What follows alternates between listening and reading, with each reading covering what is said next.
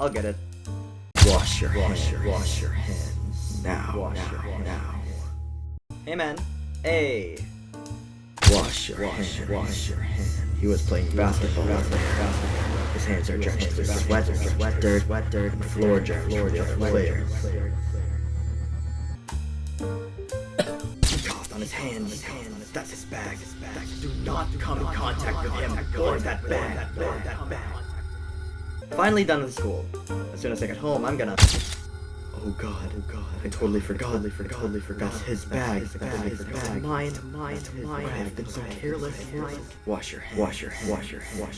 Sanitize. Dirty. Touch this. The pure OCD won't end. The urges. Voices. They won't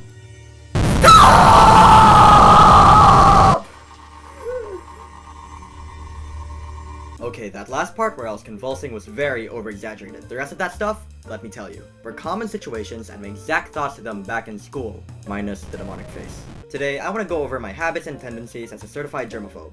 Remember, these are my habits and tendencies, not just every other germaphobe's habits and tendencies. Yes, things may align, but probably not everything. When I was about 14 or so, I had a huge reliance on rubbing alcohol and hand sanitizer. To me, those things were godsend. If I touched any dirty surfaces or was about to eat, my first instinct would always be to rub sanitizer or alcohol on my hands because I thought it was just as good as washing your hands and I was lazy. This eventually backfired though because over the summer I was exposed to some harsh sunlight from the beach.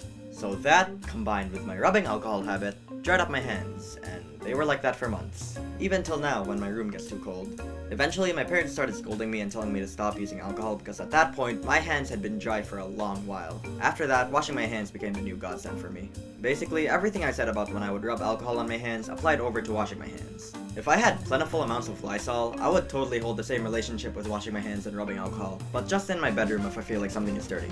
No doubt about it. Another thing I always do is, when someone coughs, sneezes, or burps, I hold my breath for 20 seconds. This actually does help a lot. I've barely gotten sick throughout school, although I'm pretty sure I have a surprisingly strong immune system too. This breath holding habit does lead to some pretty funny moments. When we were having our final exams, a lot of people were coughing. Like, I think every 1 to 2 minutes, someone would cough. But a lot of the time, people were coughing one after the other. My rule is that one cough is equivalent to holding my breath for 20 seconds. So when someone coughs, I'll instinctually start holding my breath. But let's say 5 seconds after the first cough, someone coughs again. So just to be safe, I have to keep holding my breath for another 20 seconds, increasing the overall time I had to hold my breath. Meaning, I was straight up suffocating that day. I felt my face turn blue. But like 50% of the time, after I finished holding my breath for 20 seconds, someone would cough again, and I would have to do another breath holding cycle right after. I had to reduce it to holding my breath for only 15 seconds just so I don't end up passing out. Looking back to this skit in the intro where the kid coughs on his hands, yeah. That scenario was very, very real. I usually make mental notes of people who I know cough on their hands, at least in our grade level, along with their belongings so I can place my stuff far from theirs. Alright, let's have a quick lightning round of other habits I do before moving on to the more in-depth ones. Number 1. I shower myself in rubbing alcohol after sitting down on our living room couches. I'm not kidding. Usual reason for this is because my aunt is running a business at home and we get a bunch of visitors every week or so. Number 2. I cough covering my mouth like this. The whole lower half of my face buried in both of my arms. This is in order to minimize the amount of contaminated air from spreading to other people around me. Here's a simple estimated radius of infection. Number 3. Sometimes I end up mentally torturing myself by seeing a dirty surface, particularly if it's wet, and imagine myself licking or drinking from it. Pretty sure I've been imagining those scenarios since I was a kid, because my brain processes the fact that that specific area has a high presence of bacteria and imagines what sort of diseases I would get if I drank it, and this reinforces my fear of germs. I'm not normal, I know. Alright, going back on track, I hate interacting with doorknobs and door handles. Pressing elevator buttons too. I just use an object, tissue, or another part of my arm to do that.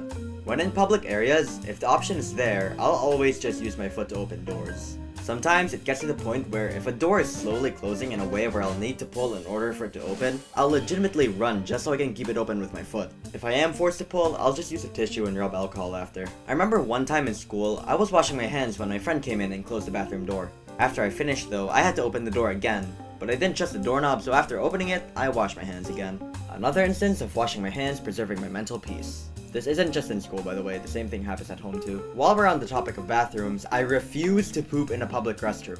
If I ever feel like pooping in public, I always wait till I get home to poop. One time, me and my family were at a resort.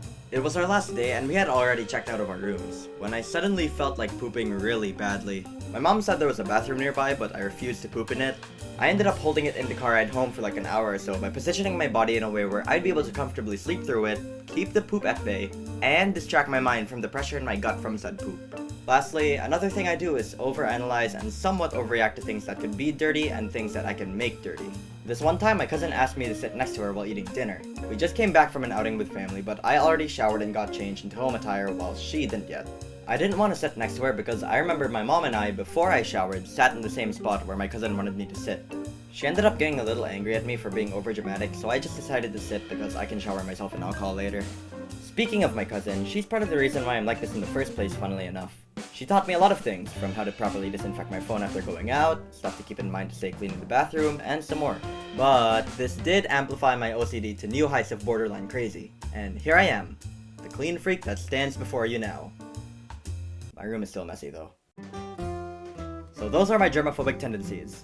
Of course, being this obsessive over germs, I've been made fun of my family plenty of times. I'll probably learn not to be so obsessive over germs in the future, but who knows. Maybe it'll get to the point where my room is actually tidy. If that happens, then there's no saving me for like decades to come. I already have an older family member who takes like 2 to 3 minutes to wash their hands and like 2 hours to take a shower. Here's to hoping I don't totally become like that someday.